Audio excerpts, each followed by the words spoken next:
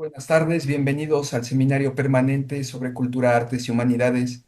Tenemos la ponencia del doctor Juan Granados Valdés. Bueno, con el tema Protágoras, perspectivista. Voy a leer rápidamente la introducción. A Protágoras se lo ha tenido como un relativista casi desde siempre. El perspectivismo se entiende comúnmente como relativismo. Sin embargo, no son lo mismo. Como han mostrado Ortega, Gasset y Buchot, el perspectivismo no niega que se pueda conocer a la realidad, y mucho menos que haya una realidad. Tan solo enfatiza que el acceso a ella, esto es, que su conocimiento es según el prisma propio de cada ser humano.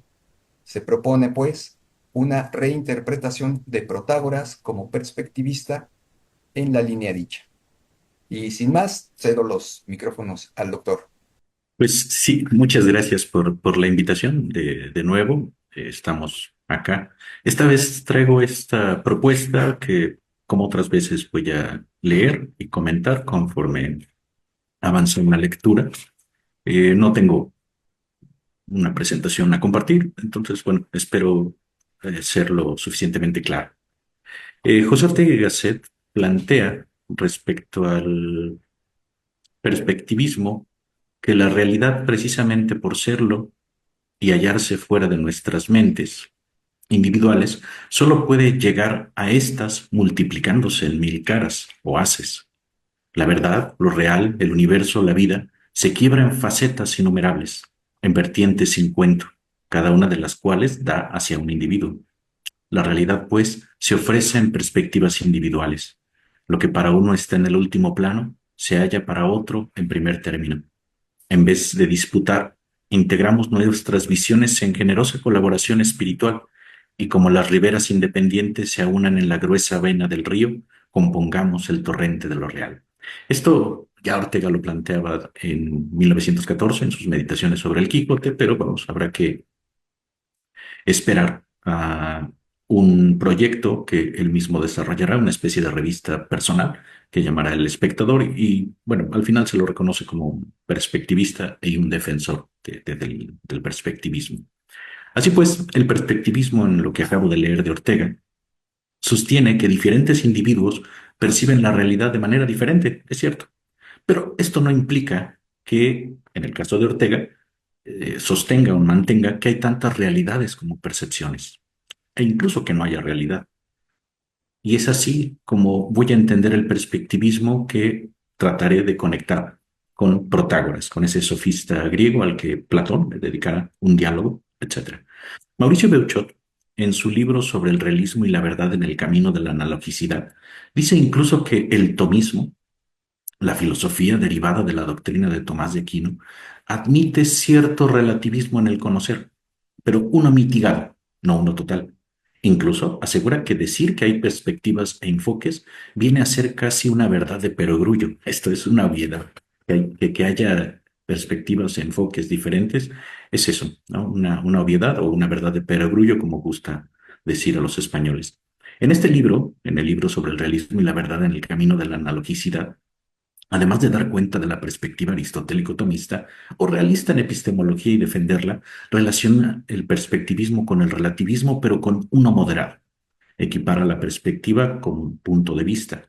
Los toma como sinónimos. Respecto al relativismo, para entender eso de que puede admitirse uno moderado o mitigado, destaca que hay límites para este y que pueden ser físicos, lógicos, morales, epistémicos y ontológicos.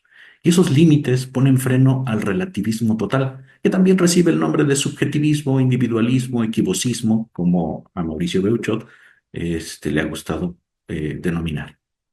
Es claro que hay perspectivas y que éstas se configuran según la cultura, el marco conceptual o el simple enfoque, pero no es admisible que imperen, llegadas al exceso del subjetivismo, sobre todo en el conocimiento. Asimismo, la perspectiva la relaciona el mismo Beuchot con el marco conceptual y el simple enfoque. La caracteriza como eso que es suyo y deposita en la interacción con el mundo que supone el conocimiento. Pero, vamos, que el poner el sujeto su perspectiva sobre el mundo no es problema. de lo que hay que percatarnos es que el mundo se resiste a la imposición, a la investidura de los marcos conceptuales, se resiste a ellos y conserva su carácter de cosa.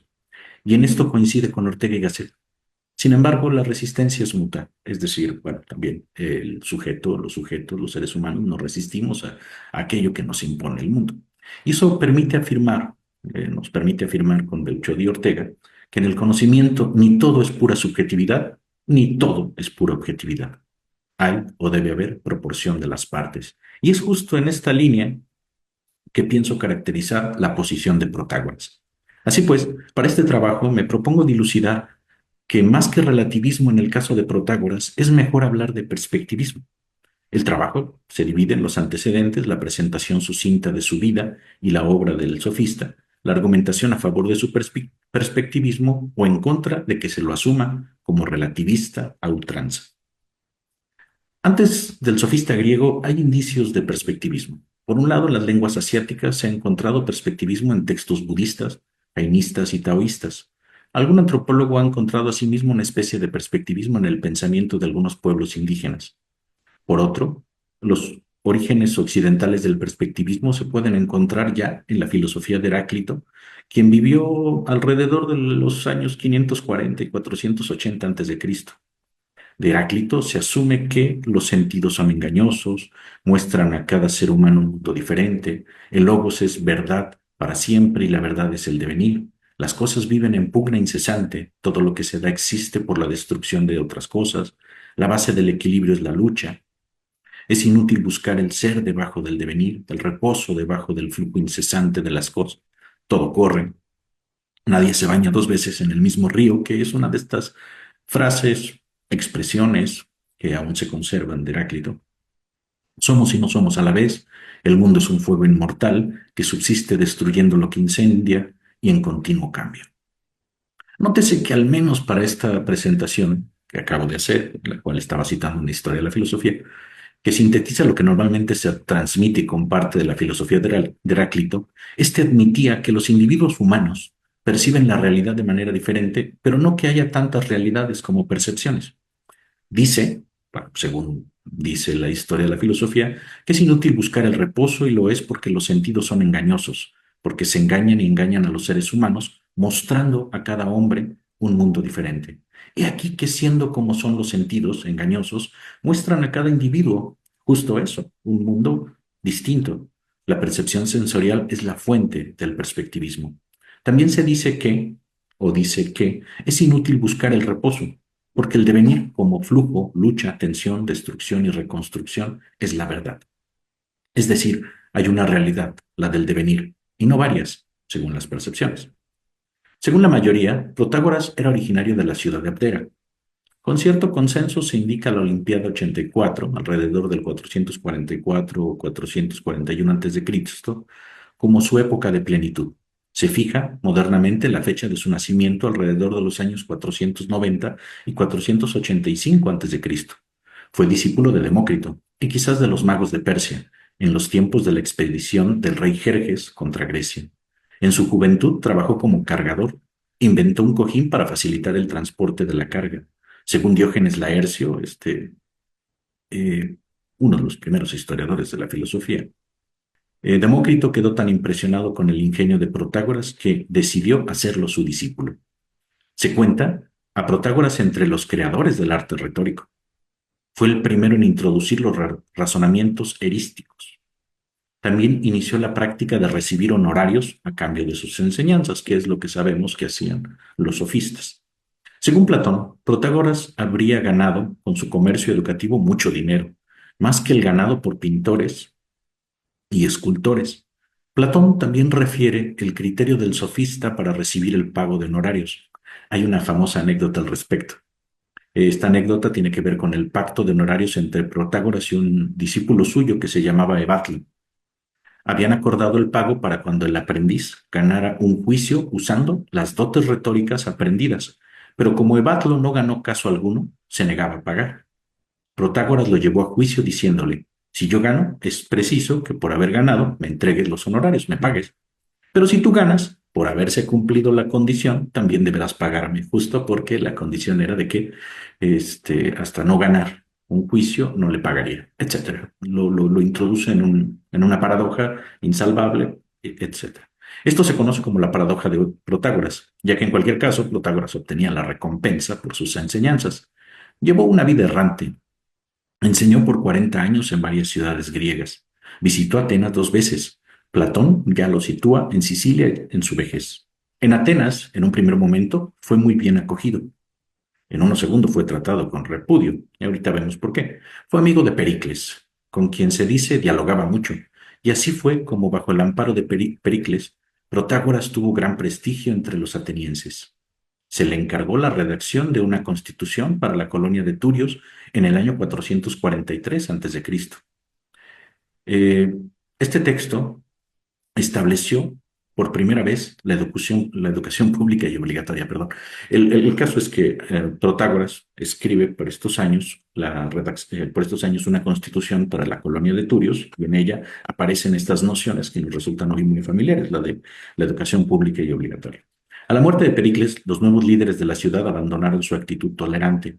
Diógenes Laercio afirma que los problemas comenzaron cuando Protágoras, en casa de un personaje que se llamaba Eurípides o de un tal Megáclides, leyó un libro suyo del que se conservará algún fragmento y que se llamaba Sobre los dioses. En él, en ese libro, Protágoras confesaba desconocer si los dioses existían o no. Y bueno, esto causó que se lo acusara de impiedad por un tal Pitidoro, hijo de uno de los 400, y por eso el repudio de esta segunda visita o de este segundo momento en el que se encuentra en Atenas. Filóstrato señala que no está claro si hubo o no un proceso para llegar a la condena, el destierro según unos o la muerte según otros. Se ordenó que sus obras fueran quemadas, ya sea para huir de la pena de muerte o cumpliendo la orden de destierro. Protágoras se embarcó hacia Sicilia. A mitad del viaje el barco zozobró y el sofista murió ahogado. Contaba con entre 70 y 90 años. No se tiene a la fecha ninguna obra completa de Protágoras. Se conservan algunos fragmentos y testimonios en los diálogos de Platón, especialmente, justo como les decía, en el diálogo que lleva por título Protágoras, Cratilo también, Eutidemo, Hipias Mayor, Menor, Fedro, la República, Tetetis y el Sofista. En la metafísica de Aristóteles y en algún otro texto, en este caso de Sexto Empírico, en sus libros que se llaman Esbozos Pirrónicos y contra los matemáticos. Filóstrato de Atenas y Diógenes Laercio resumieron su obra y pensamiento. Diógenes Laercio enlista de Protágoras algunos libros que quizás él pudo haber conocido o a los cuales tuvo acceso cuando escribió su vida de los grandes filósofos, y entre ellos pues están los siguientes: el arte de la erística, sobre la lucha, sobre las matemáticas, sobre el Estado, sobre la ambición, sobre las virtudes, sobre el estado de las cosas en el principio, sobre el Hades, sobre las malas acciones de los hombres, el discurso preceptivo, la disputa sobre los honorarios y 2 libros de antilogías. Y a estos, bueno, se suman sobre la verdad, sobre los dioses, sobre el ser. Los títulos, al menos, muestran el interés de Protágoras por los temas de la erística, la retórica, las virtudes, los vicios, el Estado, los dioses y la verdad. Sus intereses se movían en el marco de, filosóficamente, de la epistemología, la ética, la política y lo que hoy se denomina filosofía de la religión, que tiene que ver con este texto que le atrajo el repudio de los atenienses, etcétera.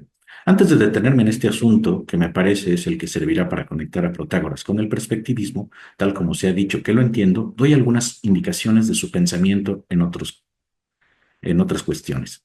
Una de las preocupaciones de Protágoras fue la corrección de expresión del lenguaje y su significado. Distinguió 4 tipos distintos de actos del habla. Según él, hablamos ya sea pidiendo, mandando, preguntando o respondiendo. Y 3 géneros más gramaticales: el masculino, el femenino y el neutro, cosa que sabemos de la lengua griega clásica al menos. Se le adjudica la teoría de los juicios contrarios. El dominio de esta técnica ofrecería la disposición, por medio de su arte, de convertir en más fuerte el argumento más débil, que es de aquello de lo cual se quejaban sobre todo Sócrates, Platón, Aristóteles, que parecía que los sofistas no estaban muy interesados en la verdad, sino que más bien el mejor argumento o el argumento más fuerte e incluso defendiendo cosas falsas, etcétera. Sin embargo, Protágoras no contemplaba el uso de esta técnica de forma instrumental u oportunista, sino que la apoyaba en un complejo discurso sobre la virtud, que también es la discusión que tiene Sócrates en el Protágoras de Platón, de que, bueno, pues, ¿cuál será aquello, qué es eso que el sofista puede llegar a aportar a aquel al que enseña? Aparentemente de todo, y de ese todo es el todo de las virtudes, el modo en el que ha de comportarse, qué es lo mejor, qué es lo bueno, etcétera.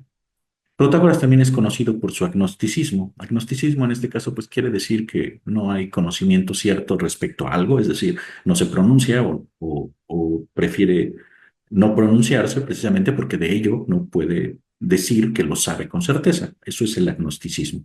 Según se informa en la obra perdida de Protágoras sobre los dioses. Con respecto a los dioses, no tengo forma de saber si existen o no, ni de qué tipo pueden ser, debido a la oscuridad del tema, ven cómo lo califica, oscuro, etcétera, y la brevedad de la vida humana. Necesitaremos una vida mucho más larga para llegar a aclarar un poco el tema, si fuera el caso, para al final poder decir, es decir, emitir un juicio de conocimiento respecto a si existen o no los dioses.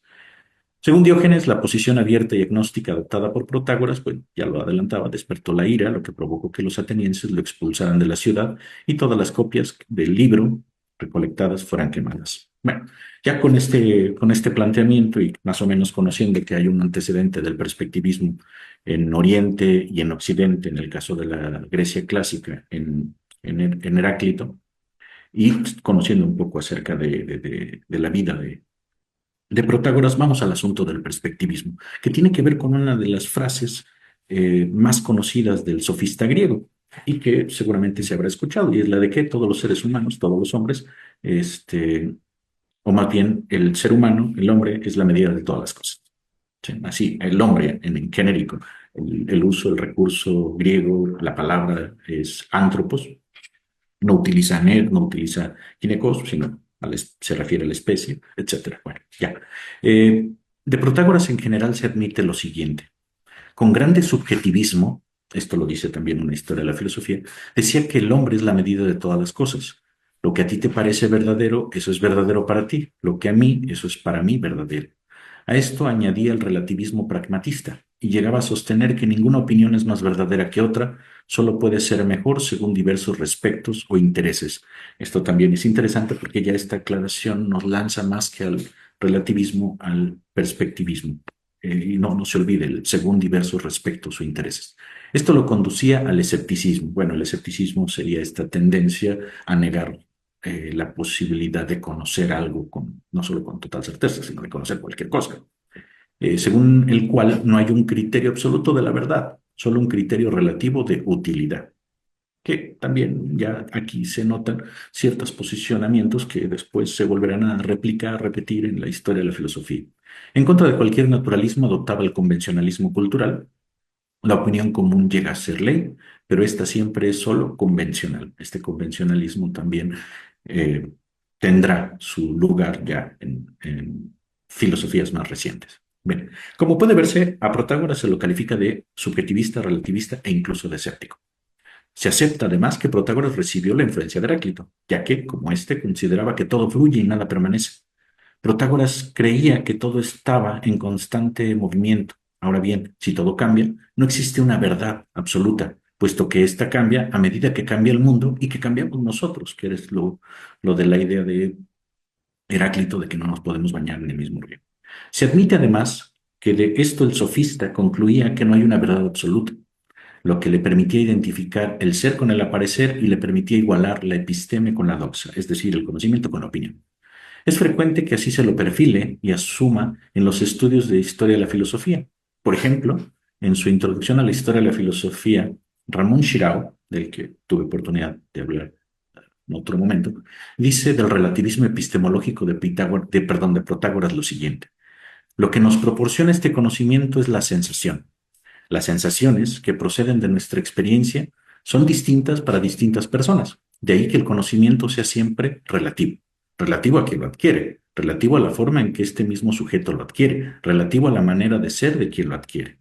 El hombre es la medida tanto de lo que cree cierto como de lo que cree erróneo. tanto de lo que cree existente como de lo que piensa inexistente. De hecho, el conocimiento, según Shiraho, tal como lo caracteriza en su introducción a la historia de la filosofía, el conocimiento es para Protágoras tan solo esta impresión que tengo, solo en mi aislamiento, sin la menor garantía de que mis impresiones coincidan con las impresiones de cada uno de los mares que perciben, uno a uno, los tus diversos que forman los demás seres humanos. Bueno, esto hasta aquí con Chirac. Subjetivismo, relativismo y escepticismo todavía mueven a su rechazo. Al menos para quienes no aceptan el subjetivismo, el relativismo y el escepticismo, porque encuentran en ellos una contradicción interna que los autorrefuta. El subjetivismo reduce la verdad a la percepción subjetiva, se entiende, individual. El relativismo afianza la impresión de que la verdad depende de los intereses subjetivos. El escepticismo es consecuencia del subjetivismo y el relativismo.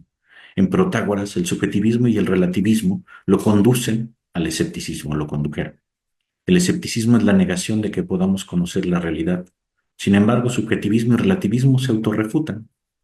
Y esto, bueno, hay que tenerlo en cuenta. Decir que todo es subjetivo es decir que hay por lo menos algo objetivo. ¿Se entiende, no? A saber, que todo es subjetivo. Y decir que todo es relativo implica que también es relativo que todo es relativo. Esto es, que esconde algún absoluto. Pues, en definitiva, decir que todo es relativo es ya proclamar en absoluto. Al menos uno. Si todo es relativo, también es relativo que todo es relativo. Esto es, tiene que admitirse algo absoluto y se abre la puerta a lo absoluto o a los absolutos. Esta contradicción lógica de este morderse la cola, como llega a decirse, es el problema del relativismo. Afirmar que todo es relativo es afirmar que hay algo que no lo es. Luego se incurre en una contradicción. ¿Qué es eso que no es relativo? Que todo es relativo. Asimismo ocurre con el escepticismo. No es posible partir, al menos en teoría del conocimiento, de la hipótesis de que no podemos saber si conocemos o no conocemos, porque esto se autorrefuta en el sentido de que si partimos de la hipótesis de que no conocemos, estamos partiendo en realidad de la hipótesis de que conocemos, a saber que conocemos nuestro desconocimiento de las cosas. Pero se entienda, tampoco podemos partir de la postura escéptica, en la que francamente suponemos no conocer de ningún modo, porque de ella no se sale, ni de la hipótesis idealista, porque nunca llegaríamos a la realidad. Si partimos de una postura idealista, perdón, nos encerramos en ella y nunca tendremos una puerta hacia el realismo. Pero hay una contradicción performativa o una autorrefutación práctica o pragmática implicada en el negar de entrada el conocimiento, pues con ello se lo está afirmando. Es como la autorrefutación del escéptico, el cual, al decir nada es cierto, ya al menos señala algo como cierto, que nada lo es. El escepticismo en ese sentido se vuelve ininteligible, no tiene significado. Por eso, digo, incluso pensaría que Protágoras no era tan ingenuo para plantear algo así, contradictorio, autorrefutante, que hoy podemos decirlo con cierta facilidad. Esto es, el relativista se autorrefuta en el sentido en que esto proclama algo absoluto contra su propio relativismo y que el escéptico se autorrefuta porque al decir que no hay criterio cierto para conocer nada y que no puede conocerse nada, ya está partiendo más bien del principio supuesto de que está conociendo que no puede conocer otras cosas. Bien, entonces con eso es que, y con estas situaciones, o con esta situación de la autorrefutación de relativismo y escepticismo, es que en principio diría que Protágoras no es relativista, es más bien perspectivista. El subjetivismo, el relativismo y el escepticismo extremo, identificados con el perspectivismo, han sido la ocasión para rechazar la filosofía de este sofista. Platón discutió algunos problemas de la perspectiva y del perspectivismo en la República. Dice Platón, una misma magnitud, según la vemos de cerca o de lejos, no nos parece igual. Se está refiriendo sobre todo a la pintura, en la cual bueno, ya se utilizaba, sino el perspectivismo o la perspectiva del Renacimiento, sí, una cierta perspectiva muy primera, muy de la época. Bueno, y las mismas cosas parecen curvas o rectas según se las contemple dentro del agua o fuera de esta, o cóncavas y convexas por el error de la vista en lo relativo a los colores, y es patente que se produce todo este tipo de perturbación en produce todo esto, un tipo de perturbación en el alma. Y es a esta dolencia de la naturaleza que se dirige la pintura sombreada, la prestidigitación y todos los demás artificios de esta índole. y el medir, el contar y el pesar se han acreditado como los más agraciados auxiliares para evitar esto de modo que no impere en nosotros lo que parece mayor y menor, más numeroso, más pesado, sino lo que calcula, mide y pesa. Bueno, lo que descubre Platón es que en la pintura nos damos un poco de topes, porque nos confunde, porque se da en ella una cierta prestidigitación, en el sentido en que lo que nos aparece como real, pero resulta que no lo es, o lo que nos aparece como curvo en realidad es recto, y lo que nos aparece como alejado en realidad está cerca, etcétera. Y bueno, para ello pues sugiere contar, pesar, medir, es decir, la numeración, la cuantificación, las matemáticas.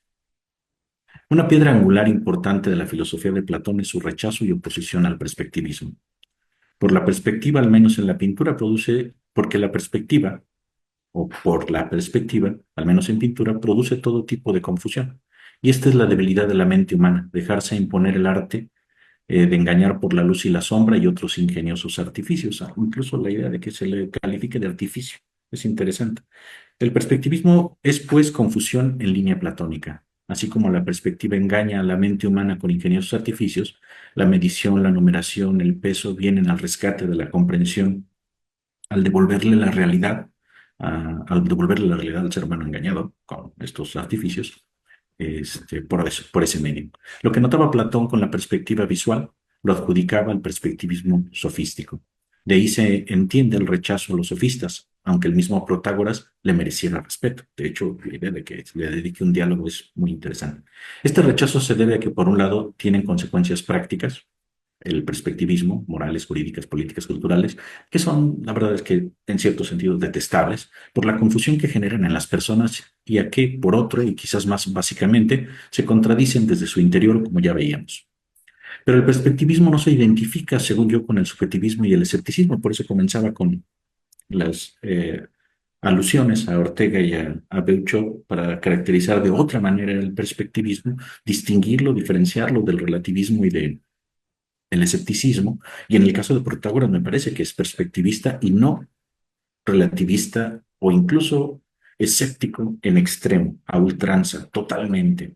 De allí, por ejemplo, que hasta con Beuchat podemos hablar, sí, de un relativismo, pero un relativismo relativo, un relativismo moderado. Y digo que es perspectivista, bueno, Protágoras, porque sostiene que diferentes individuos perciben la realidad de manera diferente, sí, lo que no implica que mantenga que hay tantas realidades como percepciones, que es lo que ya se leía en el resumen, en los sentidos tanto de Beuchat como de Ortega y Gasset. Y el perspectivismo no se refuta, además, como el relativismo y el escepticismo desde dentro, porque el perspectivismo sí admite la realidad, sí admite el conocimiento, por muy matizado, mediado que éste esté a partir del punto de vista, del prisma propio, etcétera. Ahora sí, a ver, el principio filosófico más famoso de Protágoras, que toca lo ontológico, lo antropológico y lo epistemológico, es sobre el estatus del ser humano en el mundo que lo rodea. Este principio se lo designa con frecuencia con la expresión homo mensura. Homo mensura está en latín y significa el hombre es la medida. Fórmula abreviada del homo omnium rerum mensura est. El hombre es la medida de todas las cosas, que es la traducción latina de la sentencia original en griego, que según Diógenes Laercio habría sido como sigue. Voy a leerla en griego, disculparán si no lo hago muy bien. Panton hematon metron estin anthropos ton denmen onton os estin ton de uc onton os uc estin. ¿Qué? El hombre es la medida de todas las cosas. El ser humano, decía, en el uso del antropos. De las que son en cuanto que son y de las que no son en cuanto que no son. Según Sexto Empírico, esta frase se encontraba en la obra Los discursos demoledores, y perdida, y también citan la expresión Platón, Aristóteles, Sexto Empírico y Hermías. Aristóteles en su Metafísica cita la frase como el hombre es la medida de todas las cosas y agrega que refiriéndose a este en cuanto sabe o percibe, y se refiere a estos porque poseen el uno sensación y el otro ciencia, las cuales solemos decir que son medida de las cosas que caen bajo ellas. Y ya que como varios autores antiguos lo transcribieron, es que llega a nosotros esta frase. Ahora bien, la sentencia ha estado sujeta a varias interpretaciones, ya que ha sido difícil determinar el sentido y alcance de sus tres conceptos fundamentales: antropos, hombre, ser humano; metro, medida; y las cosas, gremata, gremata. Ojo. En lo común se interpreta epistemológicamente este dicho como un relativismo de la verdad de las cosas, esto es, con base antropológica, como que cada ser humano es la norma, medida, de lo que es verdad para sí mismo y que toda verdad es relativa para el individuo que la sostiene y que no podría tener validez más allá de él. Pero, sin embargo, como dijera Heidegger, Protágoras, con su frase, podría referirse más bien al ser humano y no a cada individuo, que no es lo mismo. Si así fuera, se entendería esa fama de moderado y no de radical que tenía. De hecho, el concepto antropos también se discute si se refiere al ser humano en sentido individual, colectivo o genérico. Entenderlo en sentido individual nos devuelve aparentemente al relativismo individualista con el cual se asocia desde Platón, que en el Teteto dice que ¿no es verdad que Protágoras dice algo así? Tal como me parecen las cosas, tales son para mí, tal como te parecen, tales son para ti. Pues tú eres hombre y yo también. Si se entiende en sentido colectivo, se afirmaría que Protágoras propugnaba por un relativismo cultural, esto es, que cada sociedad actuaría como medida de las cosas. En cambio, si se lo entiende en sentido genérico, implica que hay una medida única para el ser humano, para tasar la totalidad de las cosas. Esta medida es la perspectiva en general de lo que se sigue que no solo hay una única realidad, sino una única forma de tasar. Y esa única forma se comparte humanamente o se concreta en cada individuo. Como dijera Ortega y Gasset, la realidad se ofrece en perspectivas individuales. Y esta manera de entender la sentencia del sofista no está reñida con las otras. De hecho, las hace comprensibles. Cada individuo capta la realidad según su perspectiva, pero no podría hacerlo si no hubiera una realidad y no compartiera la posibilidad de captarla, y que se denomina perspectiva, con todos los individuos de la especie humana. Y que esa perspectiva individual se concrete a su vez en una perspectiva cultural, solo confirma que el perspectivismo es muy humano. Bueno, al menos esta es la idea, o al menos que propongo a la hora de entender, por lo menos, o para empezar, esta noción de antropos. Lo anterior se soporta en lo que puede entender, en lo que se puede entender por el concepto de crematon, perdón. La expresión dice panton, crematon, metron, estin, anthropon. La acotación que se traduce como de las cosas en cuanto que son, de las que no son en cuanto que no son, refiere justo a esta palabra, crematum. Crema significaba en singular objeto, cosa, artículo de necesidad, materia de ocupación o trabajo, quehacer, negocio, empresa, asunto, hecho, suceso, acontecimiento, caso, ocurrencia, incidente, ejemplar, pieza, individuo, cantidad, cuantía, número, muchedumbre, abundancia. Y en plural, cremata significó haber, bienes, riqueza, propiedad, fortuna, haciendas, mercancías, géneros, fondos, capital, tesoro, dinero, deuda, multa, etcétera. En general, se refiere pues a cosas, a lo que nosotros en español diríamos cosas, todos son cosas. Como cosas pueden serlo muchas cosas, no solo lo que denominamos como objetos y estos que además que sean físicos, sino también los asuntos, ¿no? O los temas que tratamos o los cuales pensamos, etcétera. En lo particular remite a objetos que especialmente tienen utilidad o un valor práctico, pero también refiere a bienes en el sentido de propiedades o recursos materiales, como pasa en un contexto económico en el que se habla de cosas como el dinero o la riqueza. Y en algunos casos puede significar asuntos o cuestiones, acontecimientos y sucesos. Los útiles, los bienes y los asuntos, como cosas, son o no son, según la medida que es cada ser humano, un grupo humano o la humanidad. No todo interesa, ni todo interesa de la misma manera a los seres humanos. Así, Jerematon se refiere a las cosas percibidas, valoradas y juzgadas por estos seres humanos. En este sentido, puede entenderse la posición agnóstica de Protágoras respecto a los dioses, ya que no toca a los seres humanos valorar o juzgar, ya que no se los percibe o no se sabe si se los puede percibir, incluso si se los ha percibido la existencia o inexistencia de los dioses, y en caso de que existan, no toca a los seres humanos valorar esto que nos rebasa. En lo individual, en lo colectivo y genéricamente, los seres humanos percibimos, valoramos, interpretamos y juzgamos según perspectiva. A veces se exagera. El muy reciente culturalismo defiende que todo es un constructo cultural, pero como pasa con el subjetivismo, el relativismo y el escepticismo, se autorrefuta, ya que por lo menos la afirmación de que todo es un constructo cultural no lo es. Esto es, hay por lo menos algo que no es un constructo cultural, por lo tanto no todo lo es. Sin exagerar el perspectivismo, como dice Beuchot, Admite que hay una realidad y que el ser humano se involucra con ella desde sí mismo y su punto de vista. Y lo dice él mismo, dice, a ver, es que por eso es una obviedad, no se ve de la misma manera de aquí para allá que ya de allá para acá, pero de eso no podemos llevarla al extremo porque se autorrefuta o no se sostiene, se nos cae, etcétera. De lo que se sigue que hay también la posibilidad de tener puntos de vista. Pero la realidad, lo que decía, se resiste a ser capturada en cualquiera que sea ese punto de vista. Pongo un ejemplo. Una tormenta, como un huracán o un ciclón, es peligrosa para los seres humanos. Se la juzga así. Si nos enteramos de ella por las noticias, lo es, aunque no inminentemente, o no inminentemente para mí. Si vivimos en la costa, están en peligro no solo los propios bienes, sino la integridad de la vida y por ende es inminentemente peligrosa.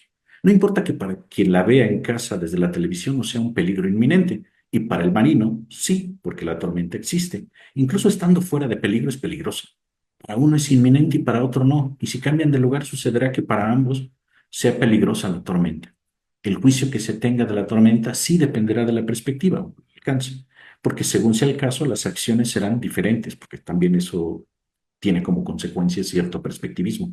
Actuamos según la realidad, o más bien según la percepción que tengamos de la realidad. Y sí, efectivamente, no podemos tener la misma percepción si no estamos en medio de. Por eso el ejemplo de que un marino, un costeño, tendrá una perspectiva diferente de la mía, que vivo en el centro del país, respecto a una tormenta que está ocurriendo en el mar, etcétera. En fin, ya para cerrar. Protágoras es, decía, perspectivista y no relativista extremo, como es común que se lo presente en las historias de la filosofía. Es perspectivista porque sostiene que diferentes individuos y colectivos, en tanto que pertenecen a la especie humana, perciben la realidad de manera diferente. Sin embargo, esto no implica que mantenga que hay tantas realidades como percepciones, ni que no se comparta la posibilidad de percibir, valorar y juzgar según el lugar en el que se encuentre el ojo. Este perspectivismo o relativismo moderado es el que han planteado Ortega y Gasset y Beuchot. Además, el perspectivismo no se autorrefuta como el relativismo y el escepticismo, esto es, desde dentro. El padre de la retórica y la erística vería entonces sus otros intereses desde un punto de vista perspectivista. La frase de Protágoras es antropológica y epistemológica, o tiene que ver con el ser humano, con los seres humanos y con el conocimiento que estos pueden adquirir u obtener. Es antropológica porque dice que, ¿qué es el hombre? Y es epistemológica porque dice que el ser humano conoce según su propia medida. No conoce según la medida del ángel o la bestia. Metron, que es la palabra que quedaba pendiente, es la palabra que usa Protágoras y significa medida. El hombre es la medida de todas las cosas. La medida es proporcional, se mide según la medida. Incluso cabe decir según la unidad de medida. No es lo mismo, pero es semejante medir la longitud, el volumen o la temperatura. El hombre es proporción de las cosas. Él es el que las mide. Es él el que las conoce. Las cosas son según la proporción, según son para el ser humano. Él conoce según sus posibilidades. No puede ir más allá de sus propios límites. Como la unidad de longitud no puede medir la temperatura, aunque la medición se lleve a cabo con números y como se hacía con los termómetros antiguos de mercurio, de manera longitudinal. El agnosticismo respecto a los dioses también, creo, desde este planteamiento es precaución. Aplica a, por ejemplo, los sistemas de gobierno. No tanto si existen o no, sino si son o no son los mejores. A diferencia de los sofistas de la segunda generación, Protágoras es cauto, se adecúa a la circunstancia, no critica ni elogia el sistema de gobierno, tan solo enseña cómo salir airoso en los debates. Tampoco critica la moral de los individuos. Cada uno crea lo que quiera y actúe según le parezca en lo privado, pero si quiere incursionar en la vida pública o participar en las decisiones sociales, saber hablar y convencer resulta muy útil, muy, muy útil. Su relación con Pericles fue buena, porque Atenas no necesitaba de un tirano, sino de un estadista, de un estratega, capaz de orientar y dirigir sin, por decirlo así, imponer. Ahora bien, en otro sentido, Protágoras puede considerarse un proto-perspectivista si los perspectivistas o el perspectivismo surgen en el siglo XIX con Nietzsche y se afianza con Ortega, etc., ya que su filosofía sentó las bases para entender que la verdad se descubre desde las distintas perspectivas, desde la propia incluso. No desarrolló un sistema y bueno, tampoco es que podamos tener la posibilidad de construir tal sistema porque no tenemos las obras completas, algunas de ellas apenas se nos remiten a modo de nombre o de título, etc. Por eso diríase que es un protoperspectivista porque no construyó un sistema al modo como se construyeron algunos sistemas en la modernidad, pero sin embargo su idea de que el hombre es la medida de todas las cosas, sí, sí refleja, creo yo, y con lo que acabo de decir, una actitud claramente perspectivista. Y bueno, hasta aquí termino yo mi intervención, participación. Muchas gracias, doctor Granados. Como siempre, buenísima tu conferencia, tu charla. Sí, muchas gracias. Yo me divertí mucho con esta cuestión del relativista y escéptico. O sea, pues, como dices, no se muerde la cola. Es buenísima esa parte. Sí, no, justo, muy bien. Sí. Pues muchas gracias. Y pues, eh, ya sabes, cuando gustes, acá tienes tu casa, acá en la UNAM Campus Juriquilla. Y pues, no sé, algo más que quieras puntualizar. Pues, pues nada, no, dejo lo recién dicho para que quien tenga interés pueda, pues, profundizar en el asunto, por supuesto. Si alguien quisiera comunicarse conmigo, puede escribirme a mi correo electrónico, juan.granados@guac.mx, para seguir avanzando, dialogando, ampliando esta discusión, que me parece también en ese sentido muy actual, muy vigente, lo acabas de decir de manera excelente. A veces no nos percatamos de cómo cierto tipo de eh, perspectivas, en este caso como la relativista, la culturalista, pueden llegar a incurrir en esta autorrefutación desde dentro. Y vamos, que no se trata de imponer nada, solo de mediar, de matizar, de quizás hasta como dijera Mauricio Deuchot, de equilibrar, sin pretender absolutos ni nada semejante, tampoco caer en el extremo opuesto en el que nos perdemos de todo, en el que ya no tenemos nada, ningún asidero. Esto diría nada más. Y bueno, pues entonces ya vamos cerrando lo que es este seminario permanente sobre cultura, artes y humanidades. Unos agradecimientos especiales para el doctor José de Jesús Fernández, al Centro de Investigación de Artes y Humanidades, al CIA de la Facultad de Artes de la UAC, y a la Jefatura de Investigación de Posgrado. Muchas gracias desde la UNAM Campus Juriquilla, el Centro Académico Cultural. Muchas gracias, doctor. Muchas gracias a todos y hasta la próxima.